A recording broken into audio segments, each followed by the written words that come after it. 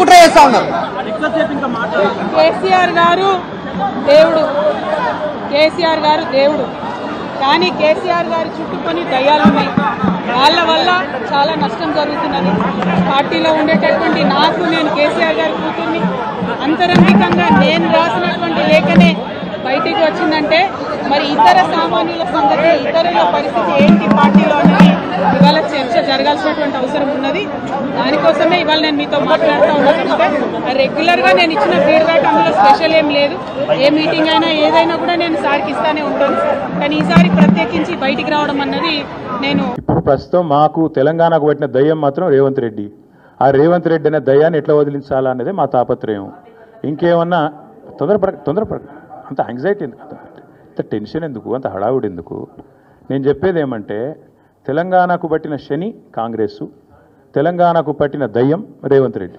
ఇప్పుడు ఆ దయ్యాన్ని శనిని ఎట్లా వదిలించాలనేది మా టార్గెట్. ఇక మీరు చెప్పే టెన్షన్ ఎందుకు అంతగానో మాట్లాడి రాదు, ఎందుకు అంత ఎగబడుతున్నావు? నేను అనేది ఏమంటే మీరు ఒకటి గుర్తుపెట్టుకోండి. లోక్సభ ఎన్నికలకు ముందు మేము పార్లమెంటు నియోజకవర్గాల వారీగా సమావేశాలు పెట్టాం, సమీక్షా సమావేశం. ఇక్కడ అసెంబ్లీలో ఓడిపోయాము, ఎట్లా ముందుకు పోవాలని చెప్పి దాదాపు 17 రోజుల పాటు మీరందరూ చూశారు. ఇక్కడే వేల మంది కార్యకర్తలతో కూర్చొని దాదాపు 7, 8, 9, 10 గంటలు వారితో చర్చించాం.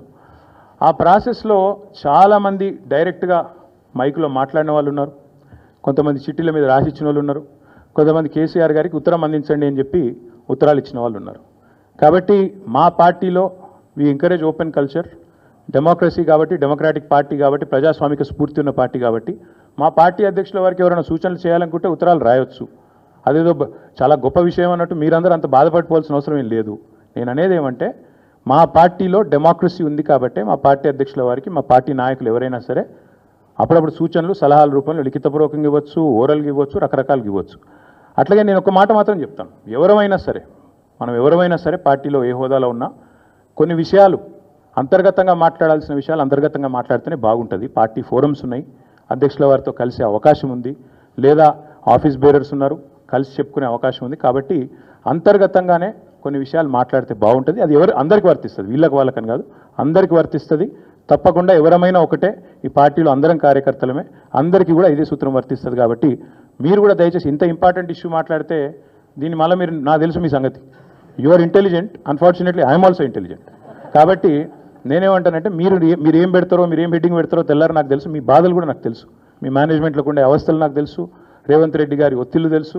కాబట్టి నేను ఎక్కువ చెప్పను, ఒకటి మాత్రం చెప్తాను, మా పార్టీలో డెమోక్రసీ ఉంది, మా పార్టీలో సలహాలు, సూచనలు ఎవరైనా ఇవ్వచ్చు, ఎట్లా అయినా ఇవ్వచ్చు. గతంలో పార్లమెంట్ సమావేశాల సందర్భంగా లేఖలు వచ్చినాయి, సూచనలు వచ్చాయి. అట్లా వచ్చినప్పుడు వాటిని ప్రజాస్వామికంగా స్వీకరిస్తాం. Thank you.